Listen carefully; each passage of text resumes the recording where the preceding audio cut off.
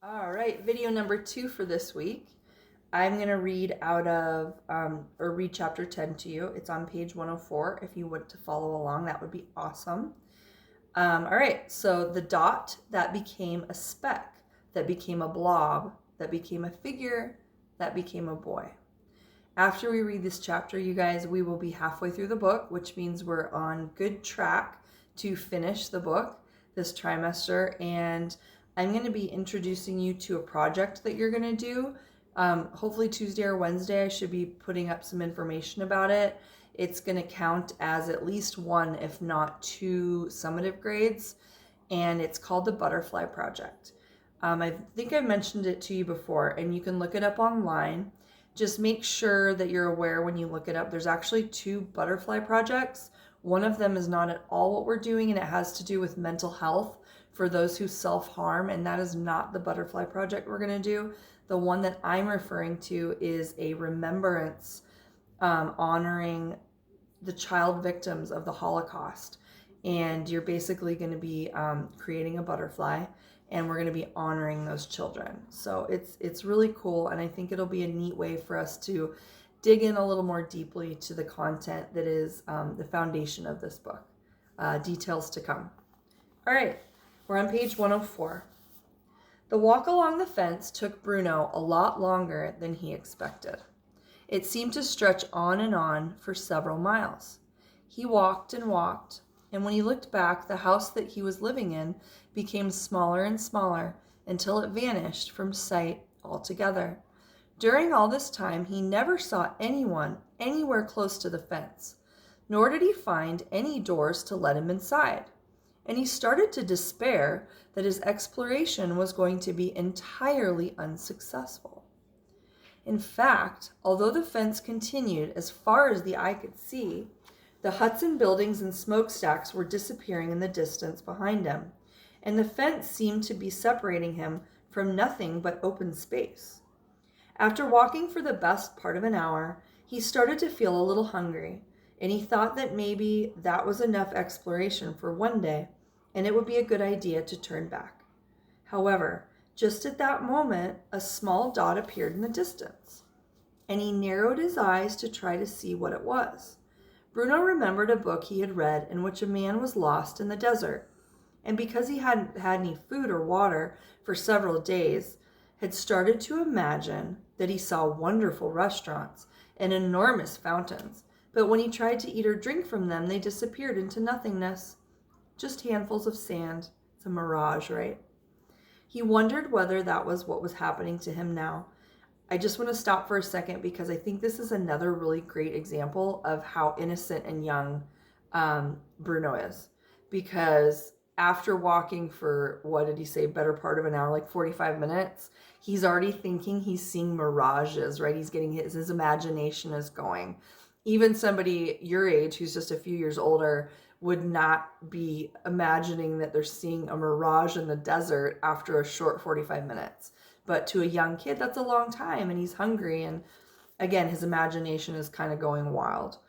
All right. But while he was thinking this, his feet were taking him step by step closer and closer to the dot in the distance, which in the meantime had become a speck and then began to show every sign of turning into a blob. It's growing, right? And shortly after that, the blob became a figure. And then, as Bruno got even closer, he saw that the thing was neither a dot, nor a speck, nor a blob, nor a figure, but a person. In fact, it was a boy. Bruno had read enough books about explorers to know that one could never be sure what one was going to find. Most of the time, they came across something interesting that was just sitting there, minding its own business, waiting to be discovered, such as America. Other times, they discovered something that was probably best left alone, like a dead mouse at the back of a cupboard. Again, he's so young. He's comparing a dead mouse in a cupboard to the discovery of America. He's just a young kid, right? The boy belonged to the first category. He was just sitting there, minding his own business, waiting to be discovered. Bruno slowed down when he saw the dot that became a speck, that became a blob, that became a figure, that became a boy. Although there was a fence separating them, he knew that you could never be too careful with strangers, and it was always best to approach them with caution. So he continued to walk, and before long they were facing each other. "Hello," said Bruno. "Hello," said the boy. The boy was smaller than Bruno and was sitting on the ground with a forlorn expression. He wore the same striped pajamas that all the other people on that side of the fence wore, and a striped cloth cap on his head. He wasn't wearing any shoes or socks, and his feet were rather dirty. On his arm, he wore an armband with a star on it. There's the star. In case you're not following along in your own book. Excuse me. When Bruno first approached the boy, he was sitting cross-legged on the ground, staring at the dust beneath him. However, after a moment, he looked up, and Bruno saw his face. It was quite a strange face, too. His skin was almost the color of gray, but not quite like any gray that Bruno had ever seen before. He had very large eyes, and they were the color of caramel sweets. The whites were very white, and when the boy looked at him, all Bruno could see was an enormous pair of sad eyes staring back. Bruno was sure that he had never seen a skinnier or sadder boy in his life, but decided that he had better talk to him. "I've been exploring," he said. "Have you?" said the little boy. "Yes, for almost 2 hours now." This was not strictly speaking true. Bruno had been exploring for just over an hour, but he didn't think that exaggerating slightly would be too bad a thing to do. It wasn't quite the same thing as lying, and made him seem more adventurous than he really was. "Have you found anything?" asked the boy. "Very little." "Nothing at all?" "Well, I found you," said Bruno after a moment. He stared at the boy and considered asking him why he looked so sad, but hesitated because he thought it might sound rude. He knew that sometimes people who were sad didn't want to be asked about it. Sometimes they'd offer the information themselves, and sometimes they wouldn't stop talking about it for months on end. But on this occasion, Bruno thought that he should wait before saying anything. He had discovered something during his exploration. And now that he was finally talking to one of the people on the other side of the fence, it seemed like a good idea to make the most of the opportunity. He sat down on the ground on his side of the fence and crossed his legs like the little boy and wished that he had brought some chocolate with him, or perhaps a pastry that they could share. "I live in the house on this side of the fence," said Bruno. "Do you?" "I saw the house once from a distance, but I didn't see you." "My room is on the first floor," said Bruno. "I can see right over the fence from there. I'm Bruno, by the way." "I'm Shmuel," said the little boy. Bruno scrunched up his face, not sure that he had heard the little boy right. "What did you say your name is? Or was?" he asked. "Shmuel," said the little boy, as if it was the most natural thing in the world. "What did you say your name was?" "Bruno," said Bruno. "I've never heard of that name," said Shmuel. "And I've never heard of your name," said Bruno. "Shmuel." He thought about it. "Shmuel," he repeated. "I like the way it sounds when I say it. Shmuel. It sounds like the wind blowing." "Bruno," said Shmuel, nodding his head happily. "Yes, I think I like your name too. It sounds like someone who's rubbing their arms to keep warm." "I've never met anyone called Shmuel before," said Bruno. "There are dozens of Shmuels on this side of the fence," said the little boy. "Hundreds, probably. I wish I had a name all of my own." "I've never met anyone called Bruno," said Bruno. "Other than me, of course. I think I might be the only one." "Then you're lucky," said Shmuel. "I suppose I am. How old are you?" he asked. Shmuel thought about it and looked at his fingers, and they wiggled in the air as if he was trying to calculate. "I'm 9, he said. "My birthday is April the 15th, 1934. Bruno stared at him in surprise. "What did you say?" he asked. "I said my birthday is April the 15th, 1934. Bruno's eyes opened wide and his mouth made the shape of an O. "I don't believe it," he said. "Why not?" asked Shmuel. "No," said Bruno, shaking his head quickly. "I don't mean I don't believe you. I mean I'm surprised, that's all, because my birthday is April the 15th too. and I was born in 1934. We were born on the same day. Shmuel thought about this. So you're 9 too, he said. Yes, isn't that strange? Very strange, said Shmuel, because there may be dozens of Shmuels on this side of the fence, but I don't think I've ever met anyone with the same birthday as me before. We're like twins, said Bruno. A little bit, agreed Shmuel. Bruno felt very happy all of a sudden. A picture came into his head of Carl and Daniel and Martin, his 3 best friends for life, and he remembered how much fun they used to have together back in Berlin, and he realized how lonely he had been out with. Do you have any friends? Asked Bruno, cocking his head a little to the side as he waited for an answer. Oh, yes, said Shmuel. Well, sort of. Bruno frowned. He had hoped that Shmuel might have said no, as it would give them something else in common. Close friends? He asked. Well, not very close, said Shmuel, but there are a lot of us, boys our age, on this side of the fence. We fight a lot of the time, though. That's why I can't come out here, to be on my own. It's so unfair, said Bruno. I don't see how I have to be stuck over here on this side of the fence when there's no one to talk to and no one to play with, and you get to have dozens of friends and are probably playing for hours every day. I'll have to speak to Father about it. Let's stop here and talk. If you're not catching on here and inferring, this is irony at its finest, because Bruno is wishing to be on the other side of the fence.